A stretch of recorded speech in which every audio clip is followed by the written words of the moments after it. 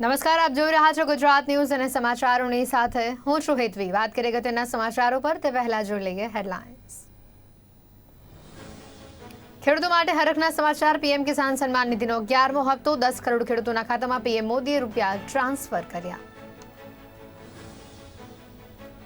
ગાંધીનગર મહાત્મા મંદિર પ્રધાનમંત્રીની વર્ચ્યુઅલ ઉપસ્થિતિમાં ગરીબ કલ્યાણ સંમેલન યોજાયું। લાભાર્થીઓ સાથે પ્રધાનમંત્રી નરેન્દ્ર મોદીએ કર્યો સંવાદ। हार्दिक पटेल 2 जूने बीजेपी में जोड़ाशे। सीआर पाटील की हाजरी में केसरियो खेस धारण करशे।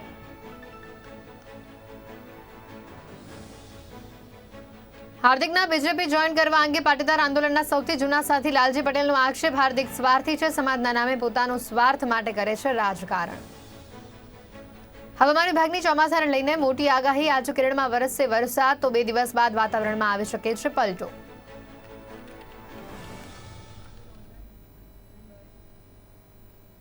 અને હવે વિગતવાર સમાચારો પર નજર। તો મહત્વના સમાચાર આવી રહ્યા છે કે હાર્દિક પટેલ 2 જૂને બીજેપીમાં જોડાઈ શકે છે। સીઆર પાટીલની હાજરીમાં તે કેસરીઓ ધારણ કરી શકે છે, એ પ્રકારના સમાચાર આવી રહ્યા છે।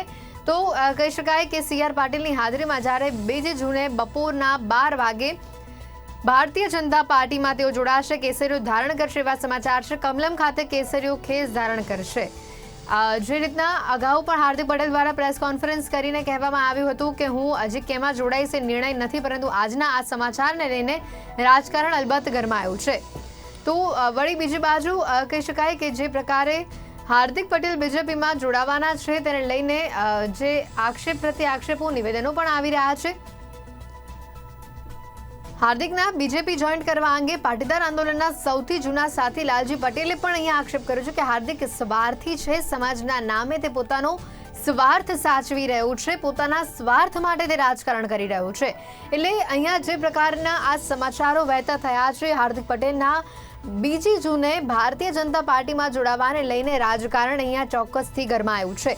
આ સમાચાર આવતાની સાથે રાજકારણમાં ખળભળાટ મચ્યો છે। हार्दिक पटेल 2 जूने बपोरे 12 वागे सीआर पटेलની હાજરીમાં તે જોડાઈ શકે છે, આ પ્રકારના સમાચાર સામે આવી રહ્યા છે।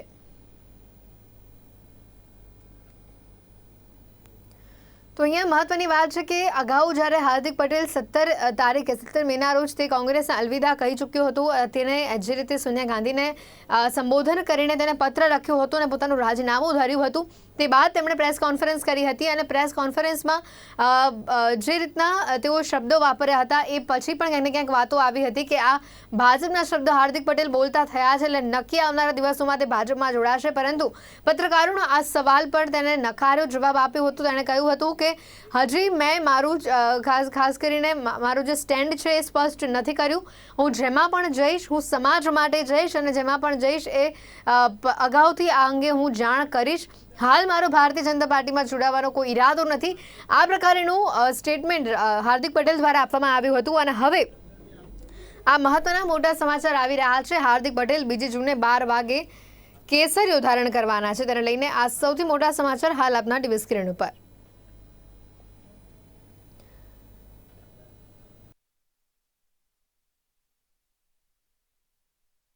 રાજકીય વિશ્લેષક અમારી સાથે ફોન લાઈન ઉપર અહીંયા જોડાયા છે। રાજેશજી, જે પ્રકારે અહીંયા હાર્દિક પટેલને લઈને આ મોટા સમાચાર આવી રહ્યા છે, અગાઉ જ્યારે તેઓએ 17 તારીખે કોંગ્રેસ છોડી કોંગ્રેસને અલવિદા કહ્યું અને પછી મોટી પત્રકાર પરિષદ કરી અને તેમાં તેમણે ખાસ કરીને કહ્યું કે હું ભાજપમાં હમણાં નહીં જોડાઉં, મેં મારું સ્ટેન્ડ ક્લિયર નથી કર્યું, પણ શબ્દો ભાજપના જ તેઓના મોઢેથી સંભળાતા હતા। અને હવે આજે જ્યારે આ સમાચાર આવ્યા છે, કેવી રીતે જુઓ છો આ? હાર્દિક પટેલે કોંગ્રેસ છોડી એની સાથે એમને જે વાતો કરવાની શરૂ કરી હતી એના ઉપરથી એક વસ્તુ નક્કી હતી કે એમની દિશા કઈ તરફ છે। સવાલ એટલો જ હતો કે જ્યાં એમને જવું હતું ત્યાંથી લીલી ઝંડી ક્યારે મળે છે, આ પ્રશ્ન હતો। કારણ કે આ પહેલો પક્ષપલટો એવો છે કે જેમાં પક્ષપલટો કરનાર વ્યક્તિ કરતા જે જગ્યાએ જઈ રહ્યા છે ત્યાં આગળ મુશ્કેલીઓ વધારે હતી। કારણ કે મોટાભાગનો વર્ગ જે ભારતીય જનતા પાર્ટીનો છે, યુવા કાર્યકર ખાસ કરીને હોય, આનંદીબેનનું જૂથ હોય, આ લોકોને બહુ પસંદ નહોતું કે હાર્દિક આટલો બધો આપણો વિરોધ કરીને આખી સરકારને, મુખ્યમંત્રીને ઉખલાઈ દીધા પછી ભાજપમાં આવે એમ। એના કારણે પહેલા 30 તારીખ હતી, 31 થઈને હવે આ પાછી 2 તારીખ એમ લંબાયું છે। પણ એ ભારતીય જનતા પાર્ટીમાં જશે એના સંકેતો એણે રામ મંદિરની વાત કરી, 370ની વાત કરી, નાગરિકતા કાનૂનની વાત કરી, એટલે એક રીતે એને પત્તા ખોલી નાખ્યા હતા। પણ ભારતીય જનતા પાર્ટી એમના પત્તા જ્યાં સુધી ના ખોલે ત્યાં સુધી એનું પ્રવેશ છે અટકેલો હતો. હવે એમની હાઈકમાન્ડે લીલી ઝંડી આપી દીધી, એટલે આ કાર્યક્રમ છે 2 તારીખે હાર્દિક પટેલ કેસરિયા કરવાના છે એ હવે નિશ્ચિત થયું છે. બિલકુલ. અને અહીંયા બીજો મુદ્દો એ પણ જોઈએ કે લાલજી પટેલ, કે જે આમ તો હાર્દિકના ગુરુ કહેવાતા હતા, હવે લાલજી પટેલે પણ પોતાનો અહીંયા ક્યાંક રોષ ઠાલવ્યો છે.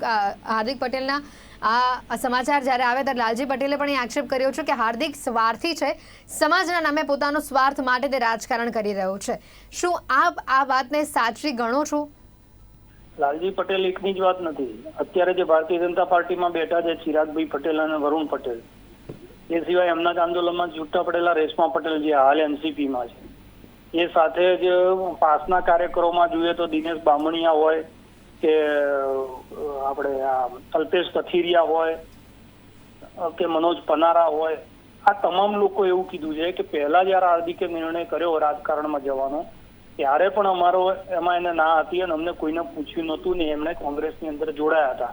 હાલ જે એમનો નિર્ણય છે એ નિર્ણયની અંદર પણ અમે કોઈ લોકો સંમત એટલા માટે નથી કે જ્યાં સુધી આંદોલનનો જે મુદ્દો હતો એ મુદ્દો પૂરો ના થાય, અને આંદોલન જે હતું આ ભાજપની સામે જ હતું ને એમાં હજી અમારા 2 મુદ્દા ઉભા છે, એ ઉભા હોય ત્યાં સુધી એ કોંગ્રેસમાં ગયો ત્યાં સુધી તો ઠીક છે, ચલો કે ભાઈ એ આંદોલનની સામેનો ચહેરો હતો ને એને પ્લેટફોર્મ જોઈતું હોય, પણ હવે ભાજપમાં જાય છે ત્યારે અમારા જે 2 મુદ્દા છે એ 2 મુદ્દાઓના આધારિત અમે હાર્દિકની આ નિર્ણયની સાથે નથી એવું પાસના કન્વીનરોએ પણ કીધું છે. એસપીજીમાંથી લાલજીભાઈ તો પહેલેથી જ કહી રહ્યા છે, એમણે તો રાજકારણના પ્રવેશ વખતે પણ વિરોધ કર્યો હતો કે ભાઈ આપણે નક્કી કર્યું હતું કે આંદોલન પૂરતું જ આપણે પાસ બનાવીએ છીએ, આપણે રાજકારણમાં કોઈએ જવું નહીં. પણ હાર્દિક પટેલ એ વખતે પણ બધાની ના ઉપર રાજકારણમાં ગયા હતા અને લાલજીભાઈ એ વખત પણ એમનો વિરોધ કર્યો હતો. એટલે માત્ર લાલજીભાઈનો નહીં, ભાજપમાં બેઠેલા ચિરાગ અને વરુણે પણ એનો વિરોધ કર્યો છે, દિલીપ સંઘાણીએ પણ એનો વિરોધ કર્યો છે. કાલે મોકરિયાએ જે નરેશ પટેલ માટે નિવેદન કર્યું એમાં પણ ક્યાંક એવો સંકેત છે. એટલે હાર્દિક જે સામા પૂરે કરવા માટેની કોશિશ કરે છે કોંગ્રેસમાં તે ત્યાં સુધી ઠીક છે, પણ ભારતીય જનતા પાર્ટીમાં ગયા પછી એમનું એવું સમજુ છું કે આ પોલિટિકલ સુસાઇડ છે. હવે અહીંયા વાત આવે છે કે જે રીતનો વિરોધ હાર્દિકનો થઈ રહ્યો છે ભાજપમાં જોડાવાના આ નિર્ણયને લઈને, ભાજપમાં અંદર આને લઈને હવે ખટરાગ ઊભો થશે, કારણ કે હાર્દિકના પોતાના ઘણા દુશ્મનો ભાજપમાં છે અને હાર્દિકે કેટલાક દુશ્મનો તો જાતે ઊભા કરેલા છે. તો જો હવે હાર્દિક ભાજપમાં જાય છે તો ભાજપ માટે આ કેવું રહેશે? ખાસ કરીને ભાજપના ઘણા લોકો આ વાતથી, આ ડિસિઝનથી નારાજ છે એવું સૂત્રો પાસેથી સામે આવ્યું છે. તો આ પરિસ્થિતિને આપ કેવી રીતે જુઓ છો? હાર્દિકે ભાજપમાં નાના દુશ્મનો પેદા નથી કર્યા. એમનો મુખ્ય દુશ્મન જે છે આનંદીબેન છે અને બીજા ક્રમે નીતિનભાઈ, એમને આ બંનેને એ મસ્કરી કરતા હોય એવી રીતે જ એમને સંબોધન કરતા, અને આનંદીબેને તો આખી ખુરશી એમના કારણે ગુમાવી પડી હતી. અને મહેસાણામાં જે વિસનગરથી આ આંદોલન શરૂ થયું હતું, એપી સેન્ટર મહેસાણા જિલ્લો હતો, અને એની અંદર નીતિનભાઈને હરાવવા માટેના પણ પુષ્કળ પ્રયત્નો હાર્દિક અને એમના સાથીદારોએ જે તે વખતે કર્યા હતા, અને એ માંડ 6,000 વોટથી નીતિનભાઈ એ વખતે જીત્યા હતા. એટલે નીતિનભાઈ અને આનંદીબેન આ બંનેનું જૂથ તો એનો વિરોધમાં હોય જ, પણ જે યુવા કાર્યકર છે એ યુવા કાર્યકરને એવું થાય કે ભાઈ આના કારણે પ્રજાની અંદર પણ તે અત્યાર સુધી આયા ચલો ઠીક છે, પણ હાર્દિકને તમે લઈ લેતા હોય તો પ્રજામાં પણ ક્યાંક એની નેગેટિવ અસર થાય. બીજું પાટીદારોની અંદર પણ, કારણ કે પાટીદારો ઉપર જે અત્યાચારો થયા હતા એના મુદ્દા લઈને તો હાર્દિકે આંદોલન કર્યું ને એમાં એ મોટો થયો. હવે એ જ અત્યાચાર આચરનારાઓની ખોળામાં જયારે હાર્દિક પટેલ બેસતો હોય ત્યારે પાટીદાર સમાજનો રોષ હાર્દિક પણ બને ને હાર્દિક ના માધ્યમથી ભારતીય જનતા પાર્ટી પણ બને. એટલે ભારતીય જનતા પાર્ટીની અંદર જે રોષ છે સ્વાભાવિક છે, પણ કહેવાય જેવું કે અહીંયા લોકલ નેતાઓ અને લોકલ સંગઠન એ ઈચ્છતું નથી.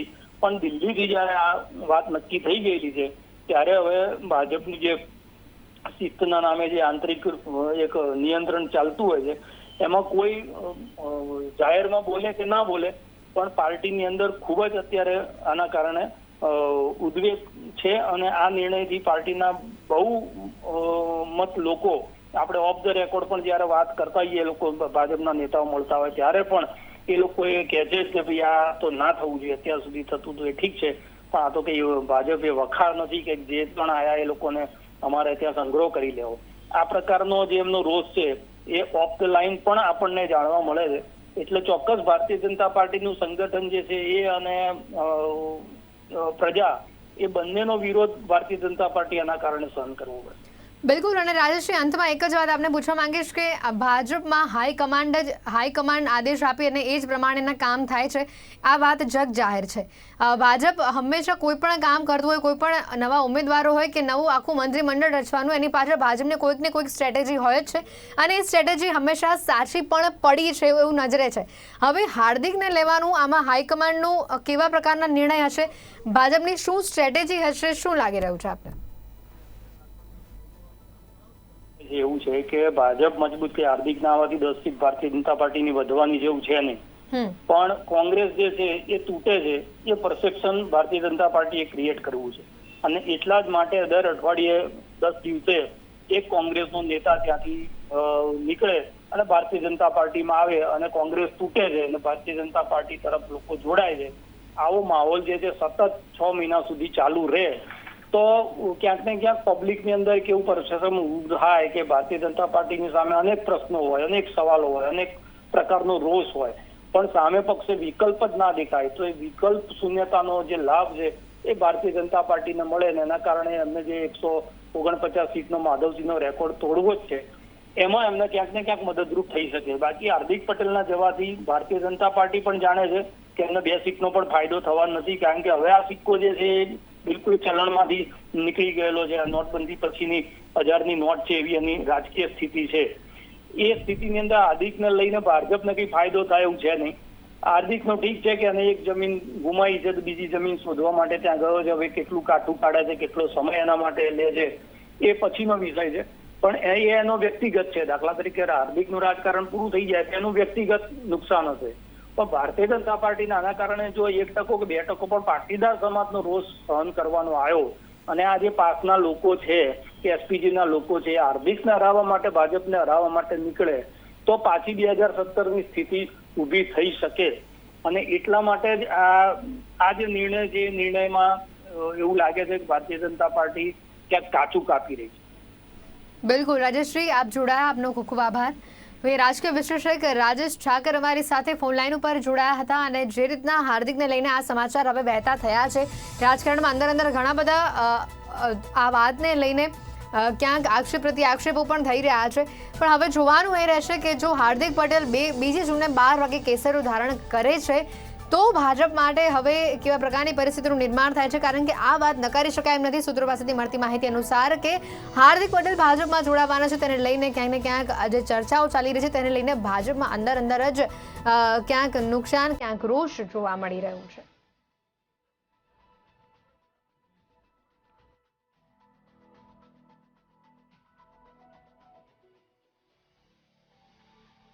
કે જ્યારે આ સમગ્ર મુદ્દે ઘણી બધી પ્રતિક્રિયા લેવાનો પણ પ્રયત્ન કરવામાં આવ્યો હતો ત્યારે ભારતીય જનતા પાર્ટીના મીડિયા સેલના પ્રવક્તા પાસેથી પણ પ્રતિક્રિયા લેવામાં આવી હતી. નીતિન પટેલ દ્વારા પણ આ મુદ્દે પ્રતિક્રિયા આપવામાં આવી હતી. ભરત ડાંગર દ્વારા પણ આ મુદ્દે પ્રતિક્રિયા આપવામાં આવી હતી. દર્શનાબેન જરદોશ દ્વારા પણ આ મુદ્દે પ્રતિક્રિયા આપવામાં આવી હતી. ઘણી પ્રતિક્રિયાઓ સામે આવી હતી. નીતિન પટેલે ક્યાંક તો આ સમગ્ર મામલાને ગોળ જવાબ આપ્યો હતો, પરંતુ તેઓએ જે છેલ્લે કહ્યું હતું તેઓનું કહેવું હતું કે દરેક કામ કરતા કાર્યકર્તાઓ માટે, લોકો માટે ભાજપના દ્વાર હંમેશા ખુલ્લા છે. આ રીતે તેઓએ પોતાનો જવાબ ટૂંકમાં આપ્યો હતો. તો દર્શનાબેનને હાર્દિક પટેલને ભાજપમાં આવકાર્યા હતા. તો અહીંયા બીજી બાજુ લાલજી પટેલની પણ વાત કરી લઈએ આપણે. તો એમણે હાર્દિક પટેલને સ્વાર્થી ગણાવ્યો છે. ભાજપના સૂત્રો પાસેથી જે માહિતી મળી રહી છે, સૂત્રો દ્વારા એવું કહેવામાં આવી રહ્યું છે કે જો આ સમાચાર સાચા સાબિત થઈ રહ્યા છે અને 2 જૂને જો હાર્દિક પટેલ જોડાઈ રહ્યા છે ભાજપમાં, તો ભાજપના અંદર જ ક્યાંક લોકોમાં આને લઈને નિરાશા, રોષ જે છે તે જોવા મળી રહ્યો છે. ત્યારે હવે આ મુદ્દે આવનારા સમયમાં શું થાય છે, શું નિર્ણય લેવામાં આવે છે, 2જી તારીખે કેવા પ્રકારનું ચિત્ર આવે છે એ તો આવનારો સમય જ બતાવશે. પણ હાલ પૂરતું આ સમાચારે આજનું રાજકારણ તો ચોક્કસથી ઘરમાં આવી દીધું છે. કમલમ ખાતે કેસરીયું ધારણ કરવા માટે 2જી તારીખે હાર્દિક પટેલ પહોંચવાના છે. આ સમાચાર જ કહી શકાય કે જે રીતે ગરમીમાં વધારો કર્યો છે, રાજકારણની ગરમીમાં અહીંયા વધારો કર્યો છે, ત્યારે ઘણી પ્રતિક્રિયાઓ પણ આ મુદ્દે સામે આવી હતી. ખાસ કરીને આ પ્રતિક્રિયાઓ કોની સામે આવી તે પણ અમને બતાવવાનો પ્રયત્ન કરીશું, પરંતુ અહીંયા CR પાટીલની હાજરીમાં ભાજપમાં હાર્દિક પટેલ જોડાશે, આ સમાચારને લઈને ઘણી અટકળો ચોતરફ વહેતી થઈ છે.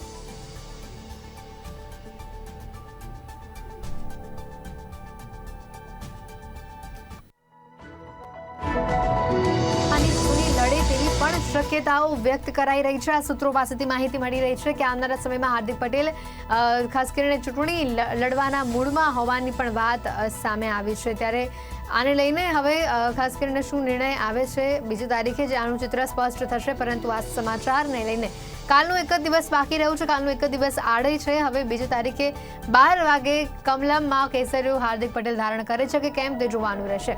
તો આ સમગ્ર મુદ્દે યજ્ઞેશ દવેની પ્રતિક્રિયા સામે આવી હતી, તેઓને સાંભળવાનો પ્રયત્ન કરીએ.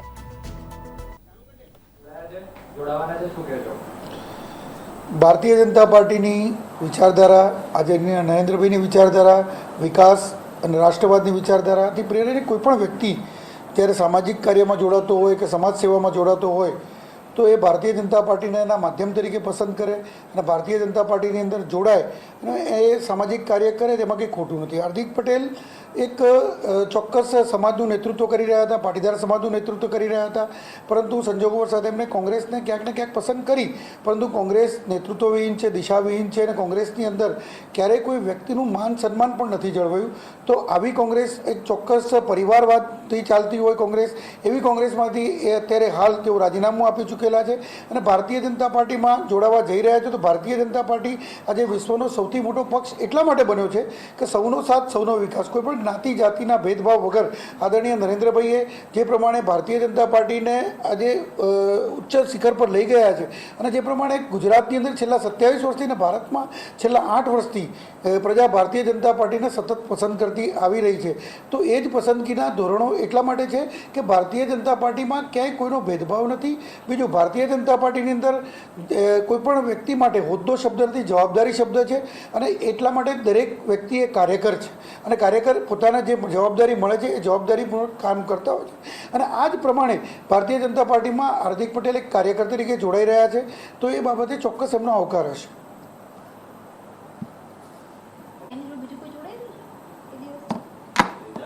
શ્વેતા બ્રહ્મભટ્ટ પેલા પૂર્વીનનું કહે છે પણ મને એમાં કંઈ બેસતું નથી ને સેટ થતું નથી. કે ખાલી પકડાનું રૂપે પૂર્વીન હે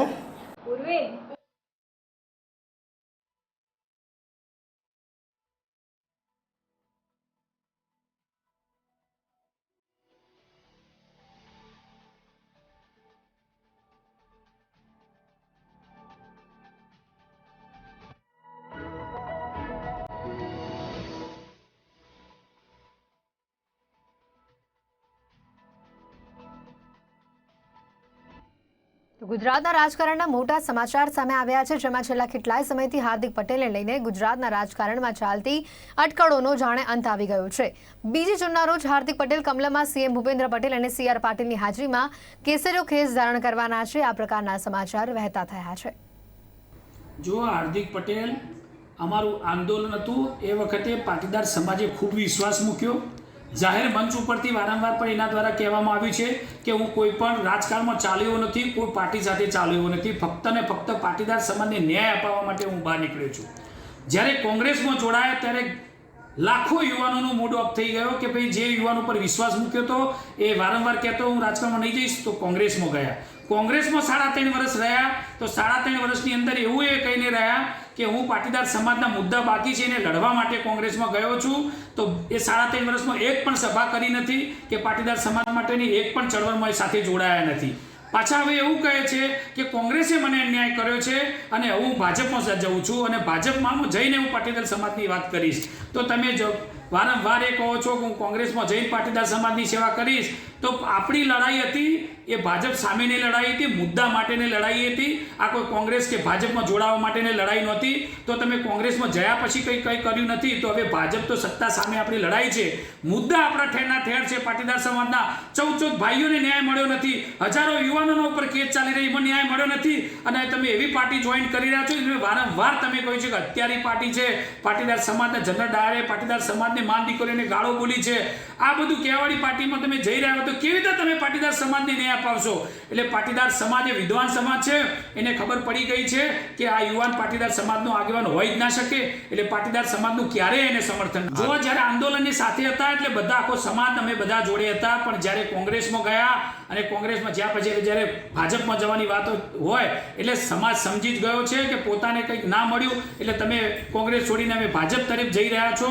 તો બધા વિદ્વાન સમાજમાંથી આવીએ છીએ, બધાને ખબર જ પડે છે કે પોતાના સ્વાર્થ માટે તમે પાર્ટી બદલો છો, કાલે ભાજપ અન્યાય કરશે એટલે પછી ત્રીજી પાર્ટી જોઈન કરશો, એટલે બધાને જ ખબર પડી કે પોતાના સ્વાર્થ માટે કરી રહ્યો છો, સમાજ માટે નથી કરી રહ્યો.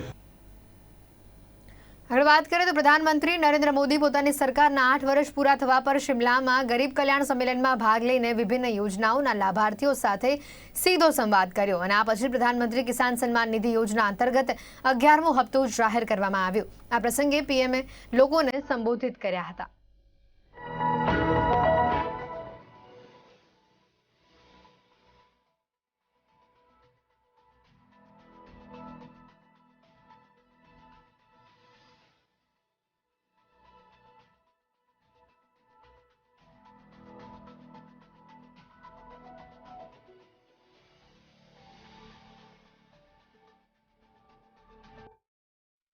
अपने असंतुलित विकास से, भेदभाव से आहत था, दुखी था. आज हमारा नॉर्थ ईस्ट दिल से भी जुड़ा है और आधुनिक इंफ्रास्ट्रक्चर से भी जुड़ रहा है. सेवा, सुशासन और गरीबों के कल्याण के लिए बनी हमारी योजनाओं ने लोगों के लिए सरकार के मायने ही बदल दिए. अब सरकार माई बाप नहीं है, वो वक्त चला गया. अब सरकार सेवक है, सेवक, जनता जनार्दन की सेवक है. अब सरकार जीवन में दखल देने के लिए नहीं, बल्कि जीवन को आसान बनाने के लिए काम कर रही है. बीते वर्षों में हम विकास की राजनीति को देश की मुख्य धारा में लाए हैं. विकास की इसी आकांक्षा में लोग स्थिर सरकार चुन रहे हैं, डबल इंजन की सरकार चुन रहे हैं.